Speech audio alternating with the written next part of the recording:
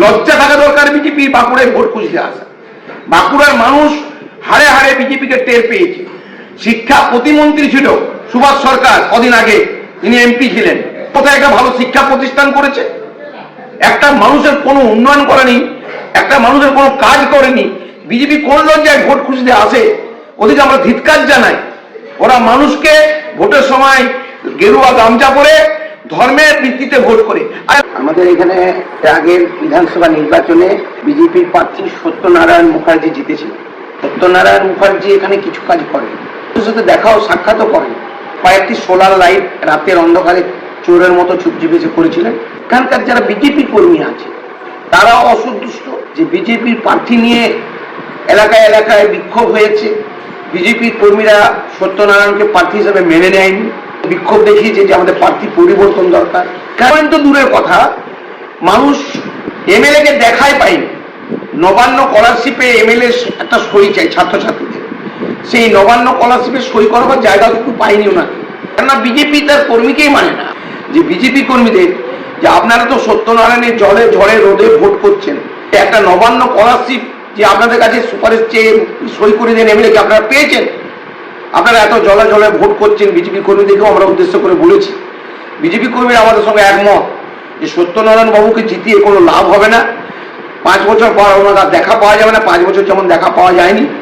তা আমরা সত্যনারায়ণ বাবু, মানুষ ওনাকে ভোট দেবে না, এটা আমাদের সঙ্গে সবাই ছাত্রের মানুষ সহমত পোষণ করছে। সত্যনারায়ণ বাবুর মানে এখানে একদম হেরে গেছে ধরে নিতে পারেন। প্রধানমন্ত্রী আবাস যোজনার ঘর, যদিও মুখ্যমন্ত্রী বাংলার আবাস যোজনার ঘর তৈরি করে দিয়েছে অনেক মানুষের, ঘরের প্রবলেম আছে, মানুষের কিছু ঘর দিতে হবে। এই ছাতনা এলাকা প্রচন্ড গরিব এলাকা, রোখাশোকা জায়গায় একবার চাষ হয় বৃষ্টির জলে।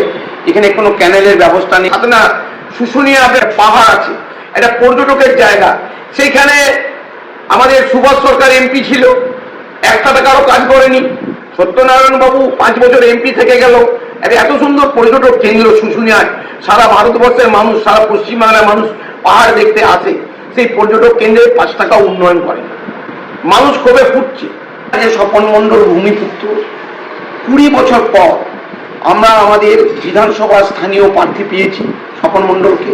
উনি আমাদের ব্লক সভাপতি ছিলেন, ওনার প্রত্যেকটা গ্রাম পরিচিত। স্বপন মণ্ডল আমাদের প্রবীণতম নেতা, দলের দুর্দিনের সৈনিক।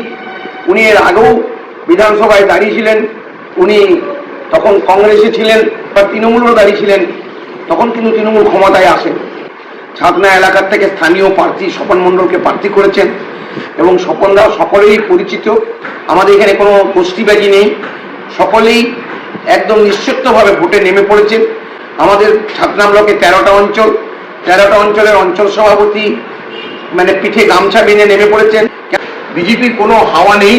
একসময় বিজেপি মিথ্যা প্রতিশ্রুতি দিয়েছিল, প্রত্যেকের অ্যাকাউন্টে 15 লাখ টাকা ঢুকিয়ে দেবো, বাংলার উন্নয়ন করবো, চাকরি দেবো, এইসব কিছু নেই। সব থেকে বেশি শিক্ষিত বাঁকুড়ার মানুষ, সব থেকে বেশি চালাক বাঁকুড়ার মানুষ, ভুল আর করবে না। বিজেপির লোকগুলোকে দেখাই বলা যায়। এত বড় কোভিড গেল, করোনার সময় আমরা চাল ডাল তরকারি মানুষের ঘরে পৌঁছে দিচ্ছি, জল গ্যাস অক্সিজেন সিলিন্ডার দিয়ে পৌঁছে দিচ্ছি। কোথায় ছিল বিজেপিরা? দেখা পায়নি মানুষ, গরিব মানুষরা। আমরা তাদের সেবা করছি। সত্যনারায়ণ কেউ ভোট দেবে না এবং বাংলায় মমতা ব্যানার্জি 250-এর বেশি সিট পাবে। আপনার ভোট